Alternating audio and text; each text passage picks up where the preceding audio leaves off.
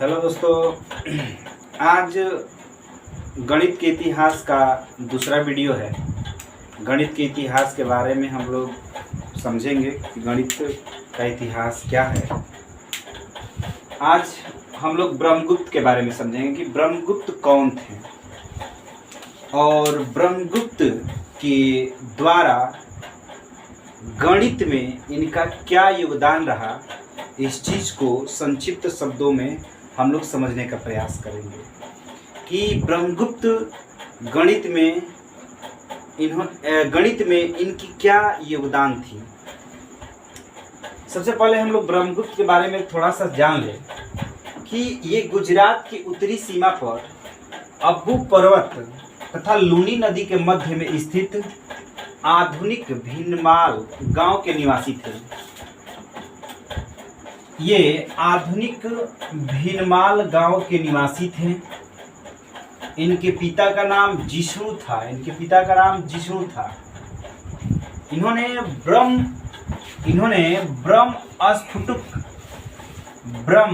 स्फुटुक सिद्धांत नामक ग्रंथ की रचना की,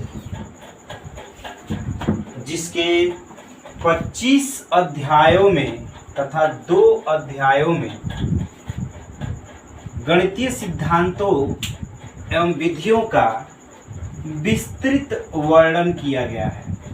मैं फिर से बता देना चाहता हूं दोस्तों कि ब्रह्मगुप्त जो थे 628 ईस्वी इनका कार्यकाल माना जाता है। ये गुजरात की उत्तरी सीमा पर अब्बू पर्वत तथा लूनी नदी के मध्य में स्थित आधुनिक भीनमाल गांव के निवासी थे। इनका पिता का नाम जिष्णु था।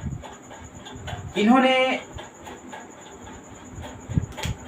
ब्रह्म स्फुटुक सिद्धांत नामक ग्रंथ लिखा, जिसके 25 अध्यायों में से 2 अध्यायों में गणितीय सिद्धांतों एवं विधियों का विस्तृत वर्णन किया गया है। इन्होंने गणित की 20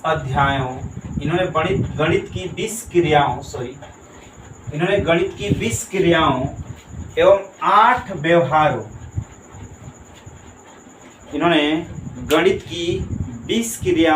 एवं 8 अध्यायों पर प्रकाश डाला है। 8 व्यवहारों पर प्रकाश डाला है। इन्होंने बीजगणितीय समीकरणों को हल करने के नियमों का उल्लेख किया गया है। इन्होंने बीजगणितीय समीकरणों का उल्लेख करने का नए नियम का उल्लेख करने का प्रावधान किया है तथा अनिर्णित द्विघातीय समीकरण का हल भी बताया है। इन्होंने बीजगणित में समीकरणों के हल करने के नियम का उल्लेख किया गया है या बताया गया है तथा अनिर्णित द्विघातीय समीकरण का हल भी बताया है,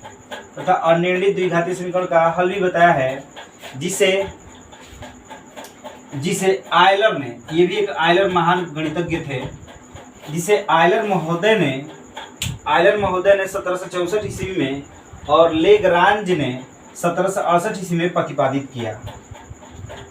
आगे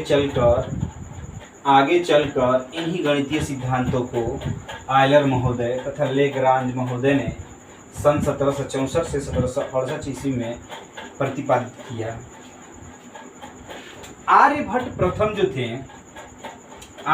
प्रथम ये पिरामिड जो पिरामिड का आयतन था, ये इनको पिरामिड के आयतन निकालने नहीं आता था। आर्यभट्ट प्रथम को पिरामिड का आयतन निकालने नहीं आता था, लेकिन ब्रह्मगुप्त ने, मैंने बताया कि ब्रह्मगुप्त का ब्रह्मगुप्त का गणित में अहम योगदान रहा है। जो आर्यभट्ट नहीं कर सके वो ब्रह्मगुप्त ने कर डाला। पिरामिड का आयतन निकालने आर्यभट्ट को नहीं आता था, लेकिन ब्रह्मगुप्त ने पिरामिड का आयतन निकालने के लिए बिल्कुल ही शुद्ध नियम बताया।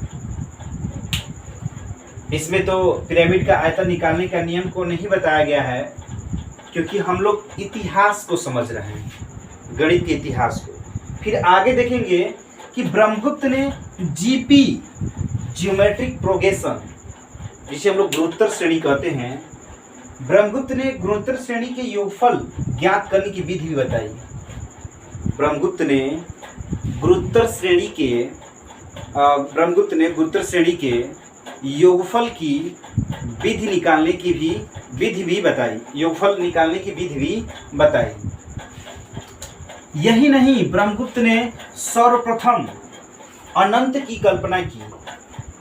यही नहीं, ब्रह्मगुप्त ने सर्वप्रथम अनंत की कल्पना की और यह बताया कि कोई भी धन अथवा ऋण राशि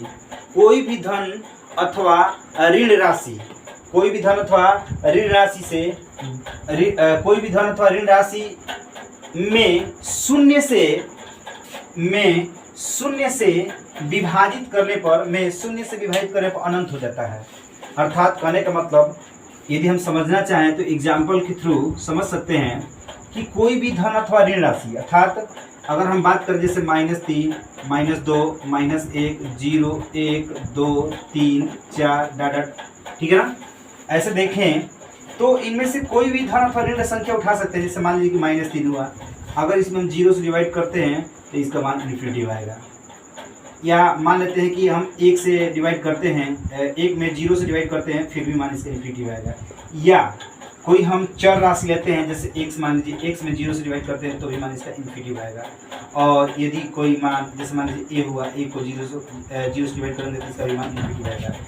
इन्होंने गणित की कहा जाए तो गणित में अनंत की बहुत बड़ा योगदान रहा। आगे चलकर जब हम लोग पढ़ाई करेंगे तो उसमें अनंत के बारे में समझेंगे कि अनंत क्या होता है, अनंत क्या नहीं होता है। अनंत का मतलब होता है अपरिभाषित, जिनको परिभाषित किया नहीं जा सकता है। अनंत का मतलब होता है अपरिभाषित, जिनको परिभाषित नहीं किया सकता है। फिर से एक बार हम लोग छोटे शब्दों में समझने का प्रयास करेंगे जल्दी। ब्रह्मगुप्त जो थे ये गुजरात के उत्तरी सीमा पर अब्बू पर्वत तथा लूनी नदी के मध्य में स्थित आधुनिक भीनमाल गांव के निवासी थे। इनके पिता का नाम जिष्णु था। इन्होंने ब्रह्मस्फुटिक सिद्धांत नामक ग्रंथ लिखा, जिसके 25 अध्यायों में से 2 अध्यायों में गणितीय सिद्धांतों एवं विधियों का विस्तृत वर्णन किया गया है। इन्होंने गणित की 20 क्रियाओं एवं 8 व्यवहारों पर प्रकाश डाला। इन्होंने बीजगणित में समीकरणों को हल करने का नियमों का उल्लेख बताया तथा अनिर्णित द्विघात समीकरण का भी हल बताया, जिसे आयलर महोदय 1764 ईस्वी में और लेग्रांज महोदय 1768 ईस्वी में प्रतिपादित किया। आर्यभट्ट प्रथम को पिरामिड का आयतन निकालने नहीं आता था, किंतु ब्रह्मगुप्त ने पिरामिड का आयतन निकालने का बिल्कुल शुद्ध नियम बताया। और ब्रह्मगुप्त ने जीपी अर्थात ज्योमेट्रिक प्रोग्रेशन, जिसको हम लोग हिंदी में गुणोत्तर श्रेणी कहते हैं, उनके योगफल ज्ञात करने की विधि बताई। ब्रह्मगुप्त ने सर्वप्रथम अनंत की कल्पना की और बताया कि कोई भी धन अथवा ऋण राशि में यदि शून्य से विभाजित किया जाता है तो उसका मान अनंत होता है। दोस्तों इसी के साथ हम लोग गणित के इतिहास का आज का वीडियो यहीं तक रहेगा। आगे गणित के इतिहास का अगले वीडियो में हम लोग बात करेंगे। बस आज के लिए दैट्स ऑल।